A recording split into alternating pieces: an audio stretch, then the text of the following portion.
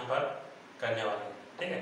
जैसे नेक्स्ट जो एलिमेंट है फॉर हैलोजेंस, ठीक है, हैलोजेंस के लिए मेथड कौन सी है, कैरियस मेथड, ठीक है, कैरियस मेथड यहाँ पर है। तो ऑर्गेनिक कंपाउंड में जैसे टेस्ट हम लोगों को पता है डायलोटेशनो3 प्लस AgNO3, बराबर है। AgNO3 यानी क्या, सिल्वर नाइट्रेट को ऐड करना है उसमें। तो हैलोजन की यहाँ पर क्या हो जाएगी, PPT बनेगी, बराबर, PPT precipitate. So consider the mass of compound m ग्राम, ठीक है। ये कौन सा मास है जो स्टार्टिंग में हमने यूज किया है, ठीक है, उसको आपको कंसीडर करना है m gram. If chlorine then mass of AgCl, अगर क्लोरीन है तो उसका मास क्या है, मास ऑफ AgCl m1 ग्राम, ठीक है। सो मॉलिक्यूलर मास ऑफ AgCl, अगर सपोज हम ऐसा कंसीडर करते हैं क्लोरीन है, ठीक है, तो हमें किसकी पीपीटी मिलेगी, AgCl की, तो उसको हमने m1 ग्राम कंसीडर किया। The molecular mass of AgCl हमें कैलकुलेट करना होगा। सिल्वर का कितना है 108 प्लस क्लोरीन का कितना है 35.5, तो कितना हो रहा है वो 143.5 ग्राम, ठीक है। देन 143.5 ग्राम ऑफ AgCl, अगर इतनी ग्राम हमें पीपीटी मिलती है तो उसमें क्लोरीन कितना रहेगा, it contains 35.5 gram of Cl, ठीक है। इसमें इतना है तो m1 ग्राम में कितना होगा, now m1 gram of silver chloride, it contains, m1 ऊपर जाएगा, m1 into 35.5 divided by 143.5 gram of Cl, ठीक है। अगर m1 में इतना है तो m ग्राम में कितना रहेगा, now m gram of organic compound contains how much, same amount, m1 into 35.5 divided by 143.5 gram of Cl, ठीक है। अब m में अगर इतना तो 100 ग्राम में कितना होगा, 100 ग्राम ऑर्गेनिक कंपाउंड। क्यों 100 ग्राम, जैसे इसके पहले भी हमने देखा कि ये जो साइंटिस्ट था कैरियस, इसको एक फॉर्मूला डिराइव करना था जो बाद में भी यूज किया जा सके, ठीक है। सो 100 gram of organic compound contains m1 into 35.5 into 100, ये ऊपर जाएगा, m नीचे आएगा, into m, तो ये क्या मिलेगा आपको, percentage of chlorine, that is C। तो फाइनल फॉर्मूला क्या हो जाएगा, देखो, तो बात वही है, चेंज क्या होने वाला है, m1 and m, what is my m1, is mass of AgCl, ठीक है। क्लोरीन है तो AgCl, ब्रोमीन अगर है तो AgBr, आयोडीन है तो AgI, और m mass of organic compound, ठीक है। तो इसको मल्टीप्लाई करके जब हमने इसे डिवाइड किया तो वैल्यू क्या आ गई, तो फॉर्मूला क्या बन गया, 24.73 into m1 by m। Now this is the formula for quantitative analysis of chlorine, ठीक है। तो सेम फॉर्मूले हैं ब्रोमीन आयोडीन के लिए, तो उसके बारे में भी हम देखेंगे, ठीक है।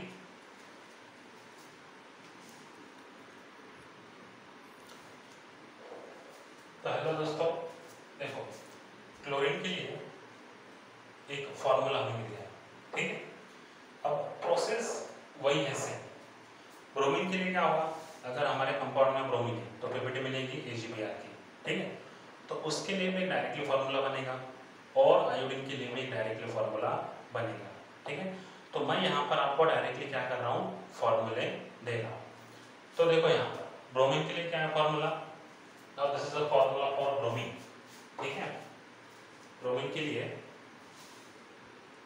हाँ, यहाँ पर है formula, so the formula is, this is the formula for bromine, 42.55 into m1 by m। m1 क्या रहेगा यहाँ पर, मास ऑफ सिल्वर ब्रोमाइड, ये आपको दिया जाएगा। m means mass of organic compound, ये आपको गिवन रहेगा, जिससे आप क्या कर सकते हैं, परसेंटेज कैलकुलेट कर सकते हैं, ठीक। Same thing for the iodine, now percentage of iodine is equal to 53.84 into m1 by m। Now this is the formula, m1 is what, mass of AgI silver iodide. दोस्तों numerical बहुत simple है इसके ऊपर, ठीक है, क्योंकि M1 दिया है, M दिया है, इस टाइप के न्यूमेरिकल हम देख चुके हैं, बराबर। For the reduction of carbon and hydrogen जैसे हमने लिए थे ना, M1 M गिवन रहता है, just put up the values and calculate the answer. तो आपको क्या करना है, यहाँ पर एक लिस्ट बनानी है सभी फॉर्मूलेस की, ठीक है, जैसे कार्बन, हाइड्रोजन, ठीक है, नाइट्रोजन, सल्फर, ठीक है, देन फॉस्फोरस, ये सभी एलिमेंट्स का जितने भी हम देख रहे हैं एक लिस्ट आप बनाएंगे, ठीक है। तो अगला है अब सल्फर, हाँ, फोर्थ एलिमेंट है सल्फर। अब इसके लिए मेथड कौन सी है, कैरियस मेथड। कैरियस जिसने वर्क किया था, तो क्या किया था उसने, देखो ऑर्गेनिक कंपाउंड जिसमें क्या होगा, हमारा सल्फर होगा, बराबर। इसको उसने रिएक्ट किया सोडियम पेरोक्साइड के साथ और कॉन्सेंट्रेटेड नाइट्रिक एसिड के साथ हीट किया, तो सल्फर का क्या हो जाएगा, sulphur become oxidised into H2SO4, that is sulfuric acid, ठीक है।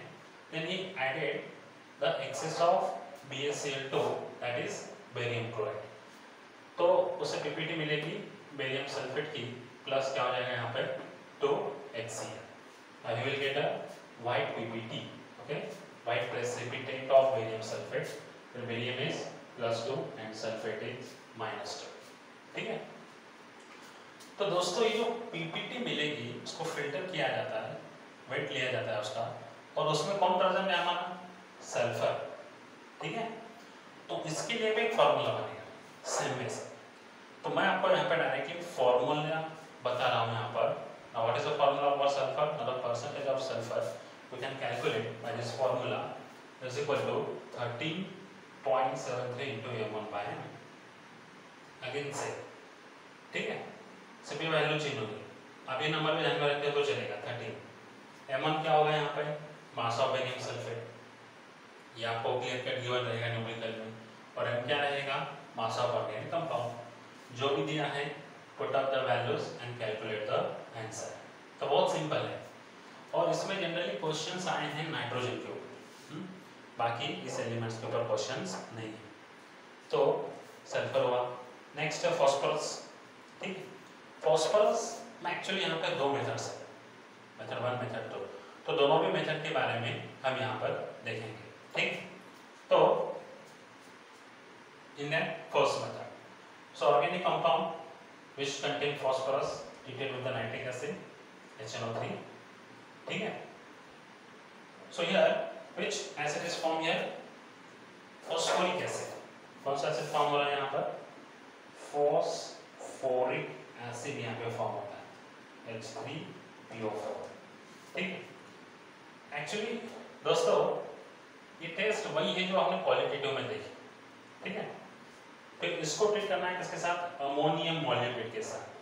ये एक कंपाउंड है 12 मॉलिक्यूल्स, क्या है उसका formula, NH3 4MOO4, ammonium molecule के साथ। तो क्या मिलेगा फिर आपको, you will get ammonium phosphomolybdate, yellow colour PPT, downward arrow है, इस प्रेसिपिटेट मिलेगा आपको, PPT मिलेगी। तो सेम वे फॉस्फोरस के लिए भी क्या बनेगा, एक फॉर्मूला यहाँ पर बनेगा, इस मेथड के लिए और दूसरे मेथड के लिए भी, ठीक है।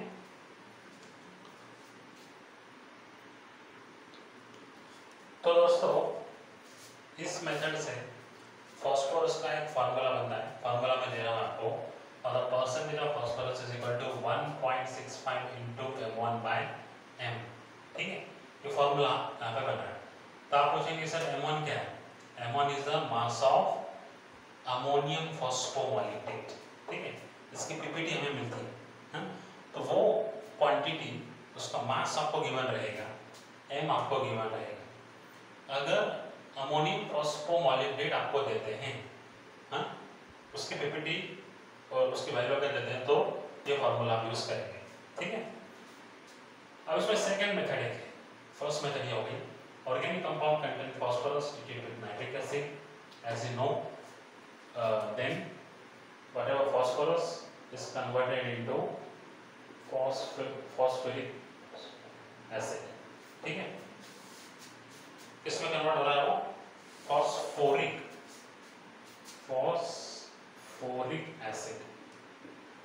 H3PO4 में, ठीक है। फिर इसको ट्रीट किया जाता है मैग्नीशिया के साथ। मैग्नीशिया क्या है? Magnesium hydroxide plus ammonium hydroxide, इसका एक मिक्सचर होता है। तब आपको क्या मिलता है?